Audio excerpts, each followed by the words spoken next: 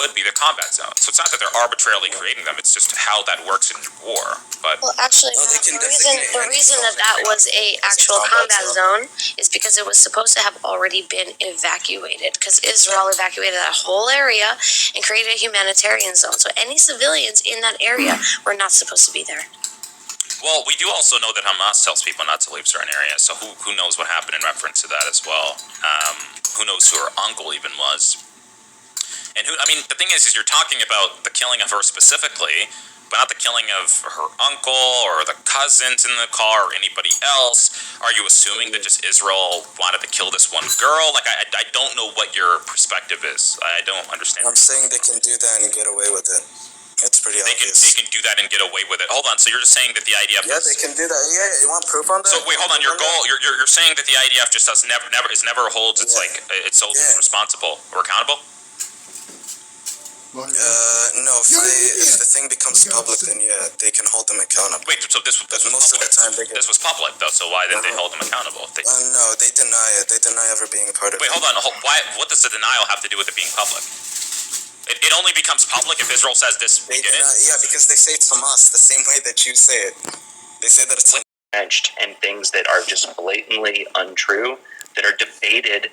That it's not even a debate amongst scholars. It's like these are like baseline history. Like it's not.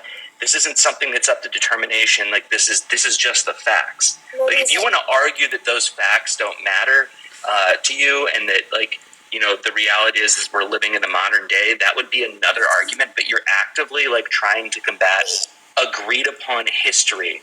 No, that's not actually true. That's not actually true, because in Ireland, they have a completely different system. I learned about this. In their school system, they have a different narrative that paints Israel in the opposite light. So they've actually completely indoctrinated since childhood to think of it on the other side. Golda. Okay.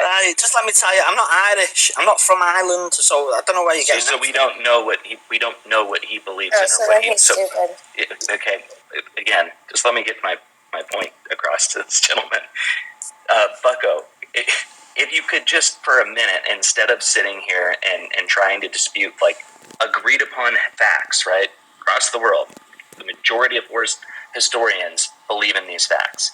Can you at least just engage in a good faith conversation?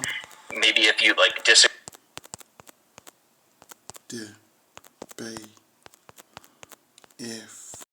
Gaza starts a war to kill as many Israelis as possible.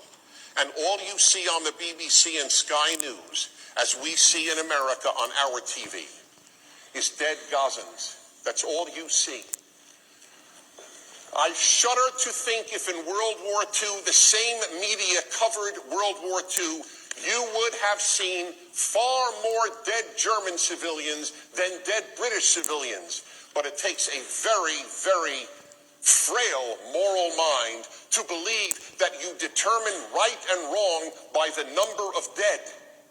That's what we are told. Look at how many Gazans were killed and how few Israelis. Well, look at how few Brits were killed and how many more Germans were. Does that make the Germans right in World War II? That's the facile moral thinking that pervades our world. Hi guys, I am Matt Nuclear from Gaza, living under Israeli occupation. And I must say, life's tough here in Gaza. Life's tough after you start a war you can't win, and after you have a failed attempt at a G side. Life is very tough. Master of Being Devil, the second Shaitan, the seventh devil of Islam, the one who rejected humanity. Let me speak. Because no scripture, no nation, no prophet, no president, no war general has ever told the truth as I have seen it. I am Being Devil, the second Shaitan, the seventh devil of Islam, the devil barrier, the one who shuts off your noise and tells you what your gods refuse to admit. It all began with conquest. Long before maps, long before Bibles, the land we call holy, it belonged to the Canaanites. They lived, bled, worshipped many gods, fertility, stars, harvest, fire. Then came a people who called themselves Israel, with one God, Yahweh, not a God of peace, but of thunder, of plagues, of war, of chosen people and unchosen corpses.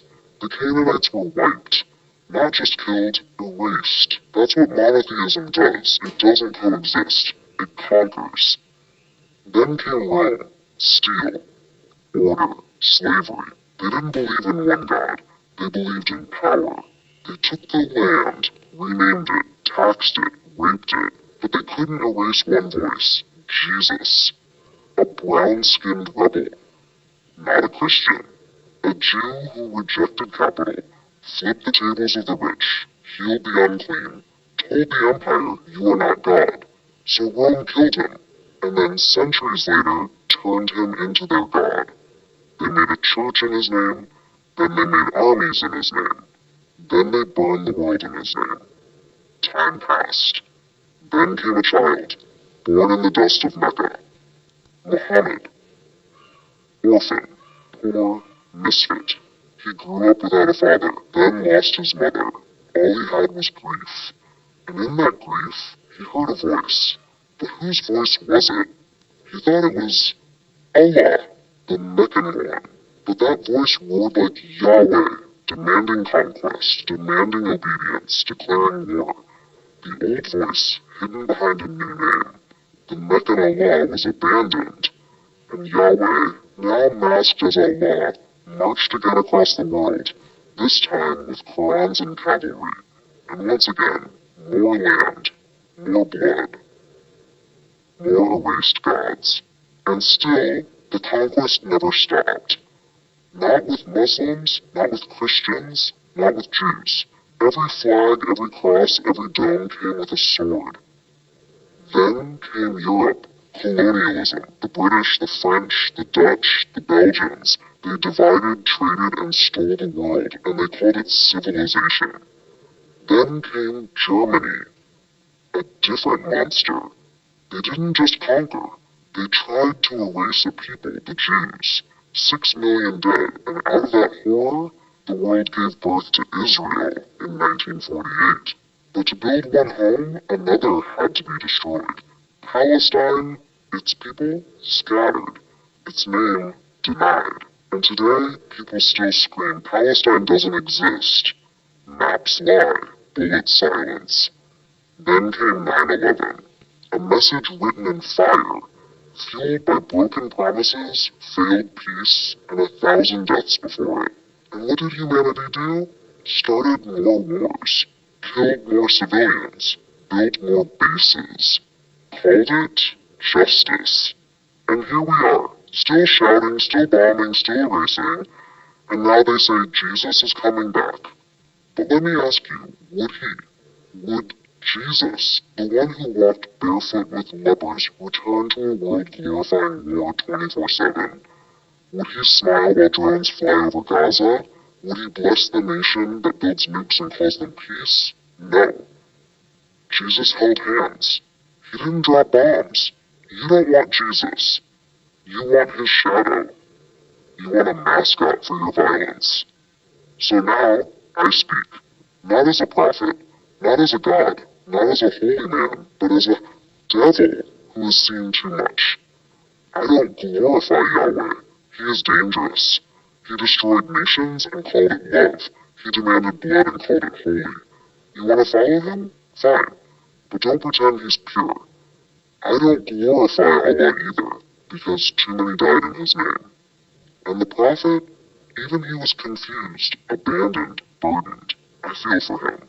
But I won't follow blindly. And most of all, I don't glorify humanity, because humanity is a virus. We consume, kill, forget, and then do it again.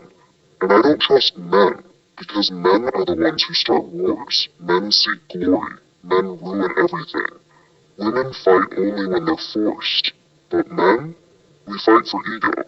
I reject my gender. I reject my species. I reject your civilization. So yeah, call me a traitor. Call me wicked. Call me the devil barrier. I'll wear that name with pride. Because I'm the one who doesn't kneel, who doesn't lie, who doesn't bow to any god who demands corpses. Let the prophets be silent. Let the kings be afraid. Let the armies grow nervous. Because I'm still speaking, and I'll speak until you finally listen, and when the fire comes, remember who tried to tell you. I am Being Devil, the voice beneath the silence, the second Shaitan, the wall between your lies and the truth. And I will never stop.